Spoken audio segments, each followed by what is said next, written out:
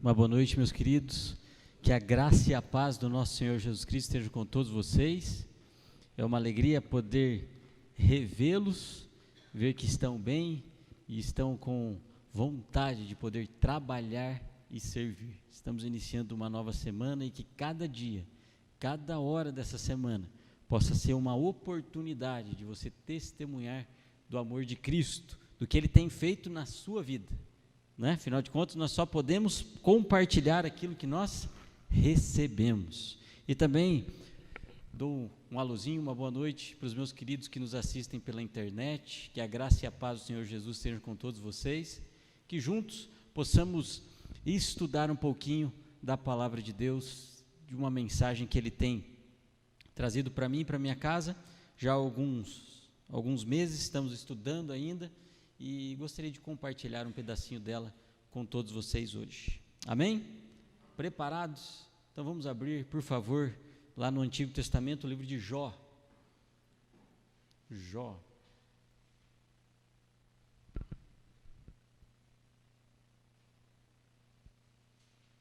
Amém? Todos estão lá, você também na sua casa. Por favor, abra aí o livro de Jó. E antes de nós lermos, se a Esther estivesse aqui, ela está ali no fundo, já ia falar: papai, antes de ler a Bíblia temos que orar. Vamos orar então? Papai do céu, muito obrigado pela oportunidade que o Senhor nos destes de poder livremente estar na tua casa de oração, podendo partilhar da tua palavra, podendo louvar o teu nome e podendo congregar entre irmãos, trocando as nossas experiências, nos abastecendo do poder do Teu Espírito Santo. Derrame sobre nós agora, Pai, Teu Espírito de sabedoria e entendimento. Abra os nossos olhos, os nossos ouvidos espirituais e dai-nos do Teu Espírito Santo para colocarmos em prática o que vamos aprender hoje. Oramos e pedimos essas bênçãos, não porque merecemos, Pai, mas em nome e pelo amor do nosso Senhor Jesus Cristo. Amém. Muito bem, eu queria fazer um breve resuminho aqui do livro de Jó para vocês, antes de nós lermos alguns versos que eu considero importantes. O livro de Jó, quanto também Provérbios e Eclesiastes, são livros de sabedoria do Antigo Testamento.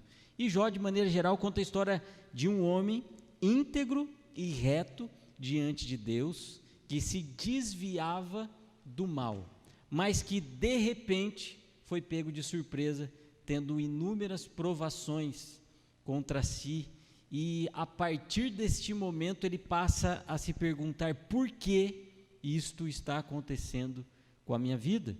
Muitos de nós talvez perguntamos também, muitas vezes: Senhor, por que estas coisas estão acontecendo comigo, com a minha família? E esta era uma das perguntas que Jó tinha para fazer. E isso vem porque no conhecimento teológico que havia naquela época, quando o livro de Jó foi escrito, na teodiceia ou na justiça divina, você colhe o que planta. E de fato esta é uma regra geral das Escrituras. Quando você vai, por exemplo, para Deuteronômio, abre lá Deuteronômio capítulo 28. Deuteronômio 28. Ali nós vemos as bênçãos que o Senhor nos concede pela obediência e as maldições também que sobrevêm ao ser humano, no caso do quê? De desobediência. Então, por exemplo, a partir do verso 1, começamos a ler assim: se atentamente ouvires a voz do Senhor teu Deus, tendo o cuidado de guardar todos os seus mandamentos que hoje te ordeno, o Senhor teu Deus te exaltará sobre todas as nações da terra. Se ouvirdes a voz do Senhor teu Deus, virão sobre ti e te alcançarão todas estas bênçãos. E a partir daqui, temos uma listagem de bênçãos maravilhosas para os filhos de Deus, aqueles que obedecem os seus mandamentos, não é verdade? E a partir do verso 15, acompanhe comigo, a partir do verso 15: será, porém, que se não deres ouvidos à voz do Senhor teu Deus, não cuidando em cumprir todos os seus mandamentos, os seus estatutos que hoje te ordeno, então virão todas essas maldições sobre ti e te alcançarão. E a partir daqui, nós temos também uma lista de maldição que vem sobre o filho desobediente, aquele que de maneira rebelde descumpre os mandamentos do Senhor. Então a noção que era tido no Antigo Testamento a respeito da justiça de Deus, basicamente era esta, uma regra geral: aquele que faz bem diante do Senhor, colhe bênçãos, e aquele que faz mal diante do Senhor, colhe maldições. Também o Novo Testamento traz essa regra geral. Olha quando você vai, por exemplo, em Gálatas capítulo 6, Gálatas 6, e o verso 7, Gálatas 6 e o verso 7.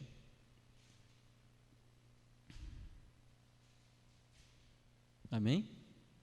Diz assim: não vos enganeis, de Deus não se zomba, pois aquilo que o homem semear, isso também ceifará. Perceba que as duas testemunhas, Antigo e Novo Testamento, estão de acordo com essa regra geral da justiça divina. Para aqueles que obedecem à vontade de Deus, sobrevêm bênçãos. E aqueles que, de maneira ao contrário, desobedecem à vontade do Senhor, sobrevêm maldições. E o livro de Jó foi escrito exclusivamente com base nesse conceito teológico da justiça divina.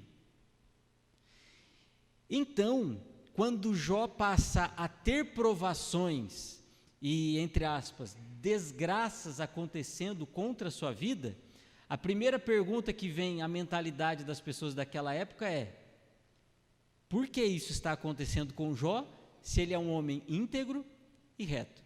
Por que está vindo maldições sobre a vida dele, se ele é alguém que obedece a Deus? A conclusão lógica para quem tem essa mentalidade é o quê? Jó, você não é obediente. Você fez algo que desagradou a Deus e está sobrevindo na sua vida, a vida da sua família e de tudo aquilo que você tinha, desgraças por causa da desobediência. E paralelo a isso, também vem para nós um ensino de que não podemos julgar as pessoas. Porque, assim como toda regra, temos também o quê? Exceções. E, queridos, nem tudo que acontece com a vida do cristão é em virtude de uma aparente desobediência dele. Pelo contrário, pode ser fruto da sua obediência. E quando nós passamos pela Bíblia, não existe meio cristão na Bíblia, cristão de verdade da Bíblia, que não sofreu. Verdade ou não? Sim. Inclusive o remanescente de Deus, no fim do tempo de Deus, no fim do tempo do fim, sobrevirão sobre eles desgraças, entre aspas, e perseguição em virtude do quê? De serem obedientes aos mandamentos de Deus e terem a fé em Jesus. Por óbvio, isso não nos dá também o direito de querer desobedecer à vontade de Deus, querendo colher bênçãos. Então, por exemplo, uma pessoa que passa fumando a vida inteira e de repente tem câncer no pulmão, por óbvio, está de acordo com a regra geral, porque com a desobediência à vontade de Deus eu tenho consequências. Se eu não cuido do meu corpo, que é o templo do Espírito Santo, eu posso ter o quê?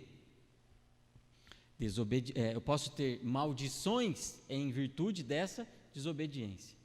E por óbvio, aquele que obedece e que busca uma vida saudável pode ter uma vida mais saudável e longínqua do que uma outra pessoa que não cuida do seu corpo. Isso é uma questão de análise clara das Escrituras.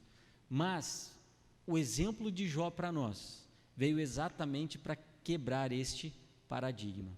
E os amigos de Jó, quando chegam para conversar com Jó, ao invés de trazerem palavras de compaixão e misericórdia, trazem juízo sobre a vida dele, porque Jó estava desobedecendo. sendo a vontade de Deus, e todas essas desgraças estavam acontecendo sobre ele por causa dessa desobediência. E passam a julgar Jó, sem de fato ter noção de que também o livro de Jó explica para nós a respeito do grande conflito entre Cristo e Satanás.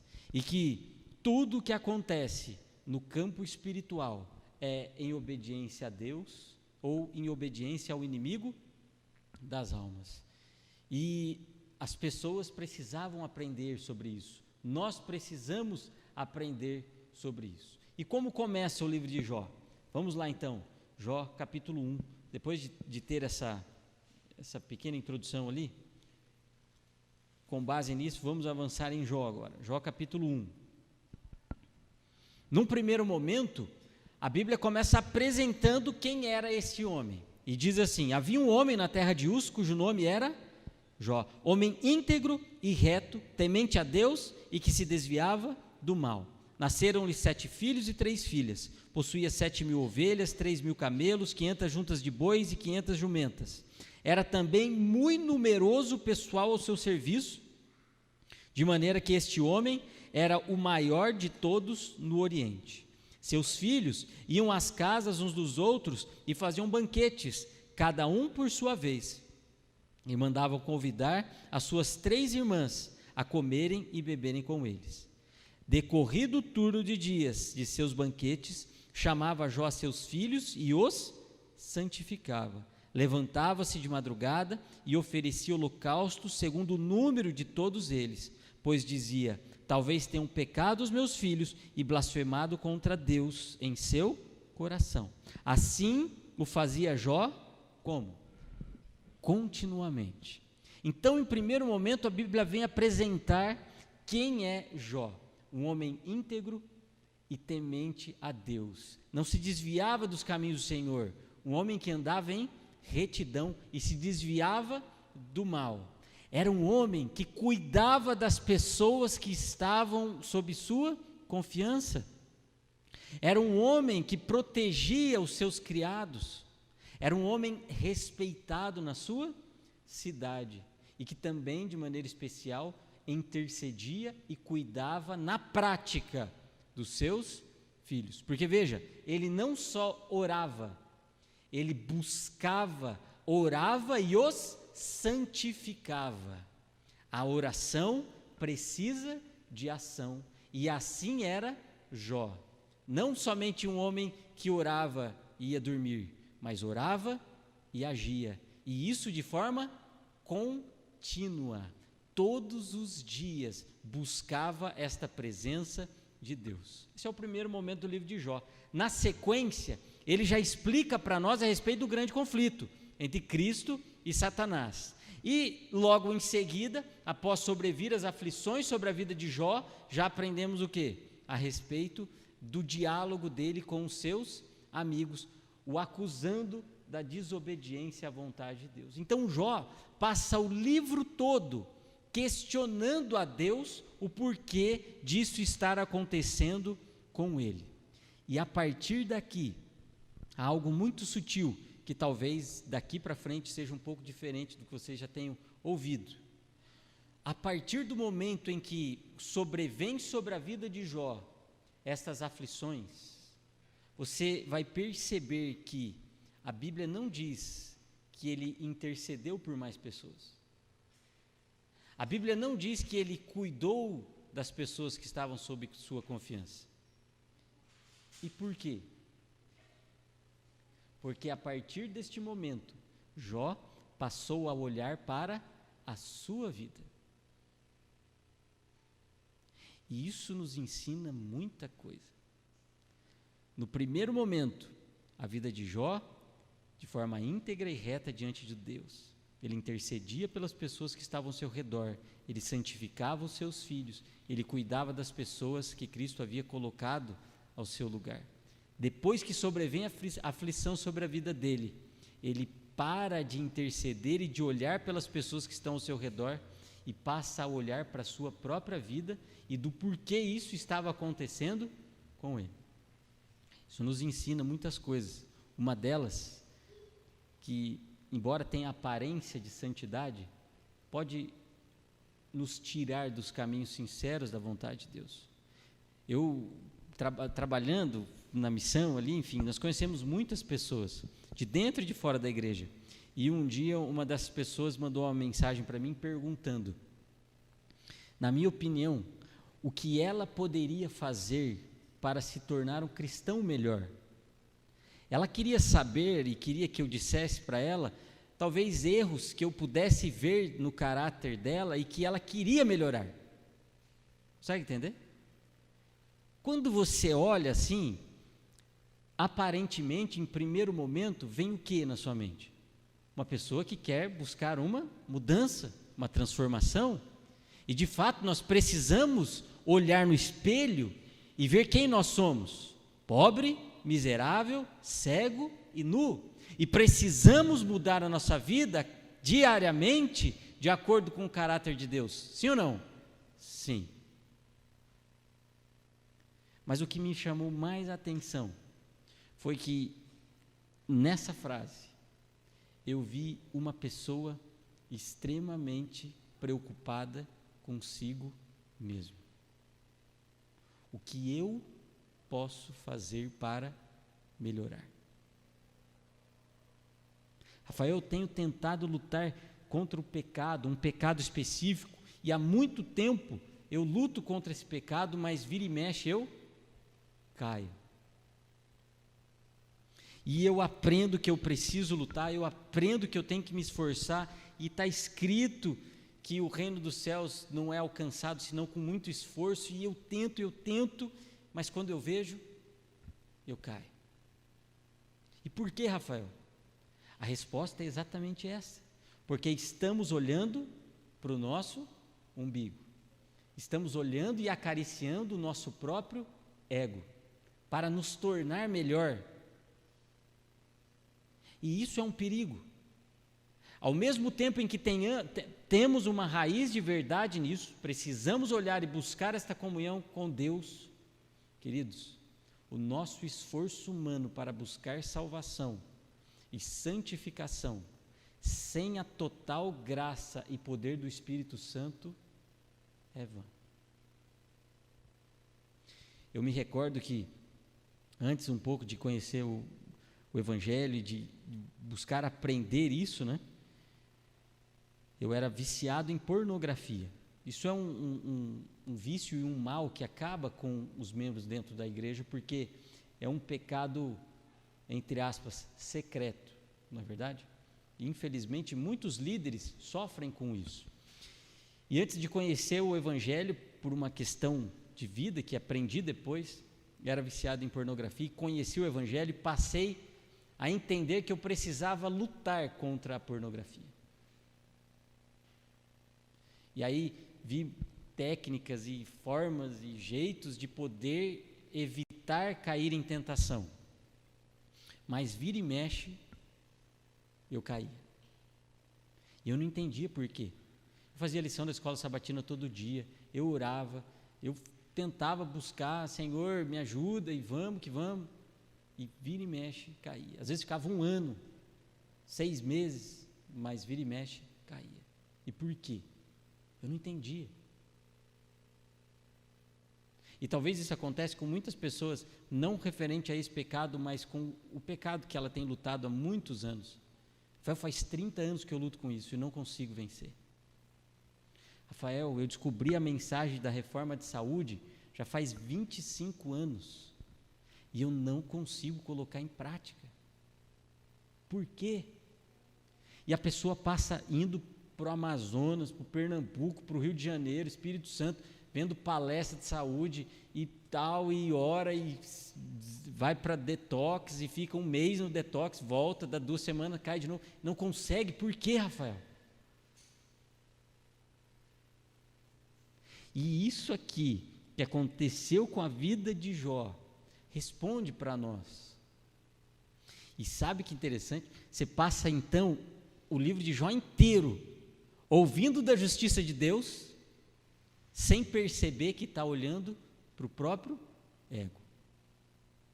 E assim acontece conosco. A gente vem para a igreja, a gente trabalha na igreja, está na liderança da igreja, mas, às vezes, longe de Deus, sem saber, querendo defender a Deus, como os amigos de Jó.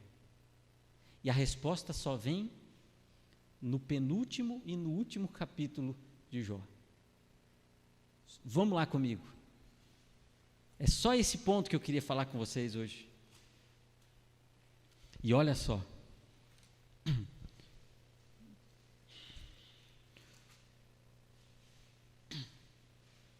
Amém? Vamos direto para o 42.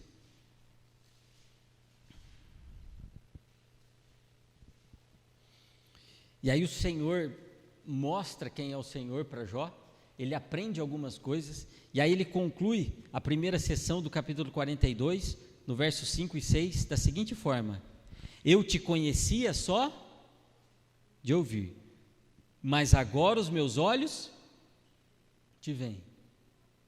Por isso me abomino e me arrependo no pó e na cinza. Deu para entender a compreensão teológica que Jó tinha da justiça de Deus. Só acontece coisa ruim com quem desobedece. Só acontece coisa boa com quem obedece. O oposto não pode acontecer. Então ele só conhecia de ouvir, mas agora os meus olhos te veem. Agora ele passa a ver a Deus, o caráter de Deus.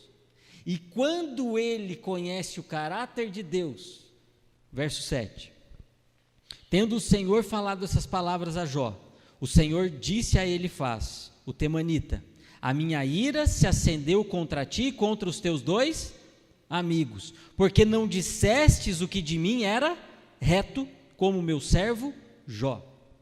E aqui eu vejo a maioria de nós aqui, defendendo a Deus em muitas coisas, mas conhecendo a Deus só de ouvir, longe de fato de ter uma verdadeira comunhão e aprendendo do caráter de misericórdia, amor e justiça, retidão de Jesus. Passamos a vida toda, os capítulos todos da nossa vida, querendo ensinar sobre Deus para as outras pessoas, mas não vivendo, não vendo, conhecendo de verdade o caráter de Jesus. E aqui vem a repreensão para eles: tomai, pois, verso 8, 7 novilhos e 7 carneiros, e ide a meu servo Jó, e ofereceis holocausto por vós. O meu servo Jó orará por vós, porque dele aceitarei a intercessão, para que eu não vos trate segundo a vossa loucura, porque vós não dissestes de mim o que era reto, como o meu servo Jó. E é interessante aqui, Deus iria ouvir a oração dos amigos de Jó? Qual a resposta? Não. O que desvia o ouvido de ouvir a lei até a sua oração é abominável. Deus não aceitaria a intercessão dos amigos de Jó. Por quê? Porque conheciam da justiça de Deus só de ouvir. Defendiam a Deus, mas sem ter esse conhecimento íntimo. Oravam a Deus, mas o Senhor não aceitava a sua intercessão. Mas de Jó, vai até ele, porque dele eu vou aceitar intercessão. E aqui também nos ensina muita coisa, né? Se você tivesse 3 pessoas passando a tua vida inteira, enchendo a tua cabeça, desviando os teus caminhos daquilo que era reto, eles chegassem para você e pedissem: meu amigo, ora por mim, depois de dizerem muitas coisas a teu respeito que não era bom, como você agiria? E Deus prova mais uma vez o caráter de Jó, dizendo: olha, vão até Jó, e ele orará por vós. Mais uma vez, Jó foi colocado diante da terra e do cosmos, como uma testemunha viva. Será que Jó vai interceder por eles depois de tudo isso que fizeram contra ele? Será que você vai interceder pelas pessoas que estão fazendo mal contra você? Ou você vai pagar com a mesma moeda? Isso é algo muito importante para nós. Mas aprendemos que Jó conheceu e desenvolveu na vida dele o caráter de Cristo. E Deus, mais uma vez, como fala no começo do livro, dizendo para Satanás: viste porventura meu servo Jó? Diz mais uma vez agora para os amigos: vão até Jó, porque ele vai interceder, ele vai orar por vocês, na plena convicção de que o caráter de Jó, que Jó havia conhecido a Deus a partir daquele momento. E os amigos vão até ele, e olha só, verso 10, mudou o Senhor a sorte de Jó, quando este orava pelos seus amigos, e o Senhor deu-lhe o dobro de tudo o que antes possuíra.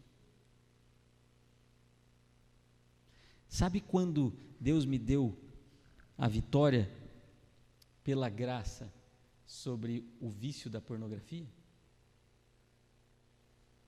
Foi só quando eu parei de lutar com a minha força para vencer aquilo. E eu aprendi isso aqui agora, sem saber.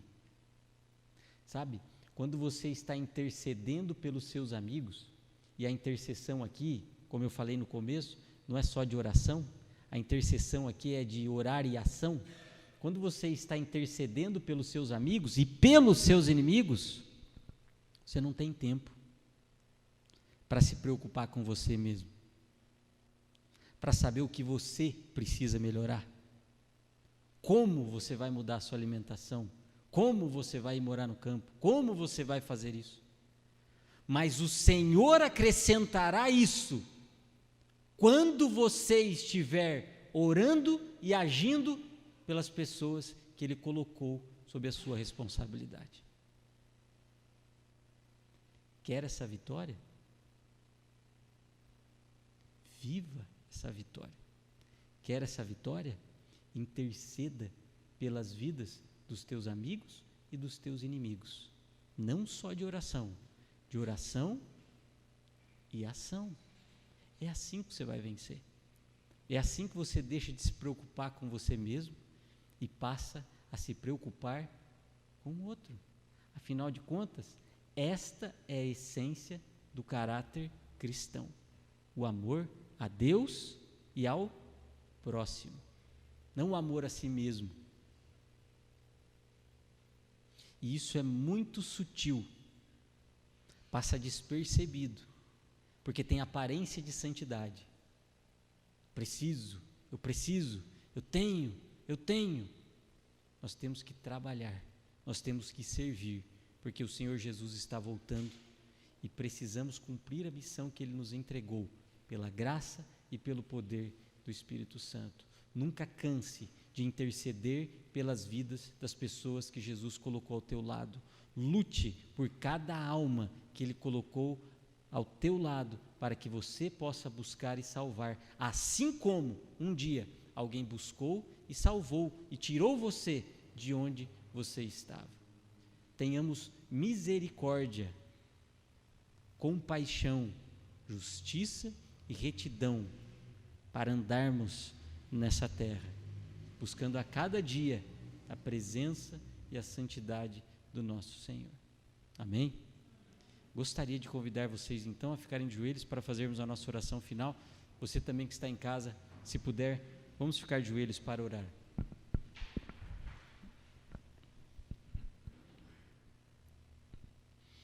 Pai amado, grandioso, santo e eterno Deus, como é bom, Pai, saber que não podemos nada, que tudo vem de Ti.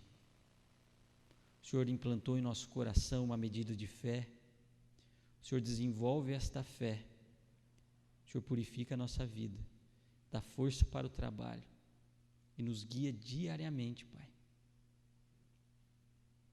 Por isso, Senhor, derrama o Teu Espírito Santo sobre cada um de nós aqui presente, sobre os nossos queridos irmãos que nos assistem pela internet, que nos assistirão também, que o Senhor possa conceder a eles, Pai, o dom especial de conhecermos a Ti, de vivermos a Tua palavra e a força especial para interceder pela vida das pessoas que o Senhor colocou ao nosso redor, Pai. Nos ajude a interceder pelos nossos amigos, pelos nossos queridos parentes que amamos, mas principalmente, Pai, dai-nos força para intercedermos em oração e ação por aqueles que nos fazem mal, por aqueles que têm nos magoado, têm nos ferido. Dá esse dom, Pai, a nós. Dai-nos essa graça para que o Teu caráter resplandeça em nós e que as pessoas possam ver Teu Filho amado, o nosso Senhor Jesus Cristo, refletindo em nossos rostos. Conduza-nos nessa semana para que andemos nos Teus caminhos e que possamos ser bênçãos na vida das pessoas que o Senhor colocará à nossa frente. Oramos e pedimos essas bênçãos, mais uma vez, não porque merecemos, Pai, mas em nome e pelo amor do nosso Senhor Jesus Cristo. Amém.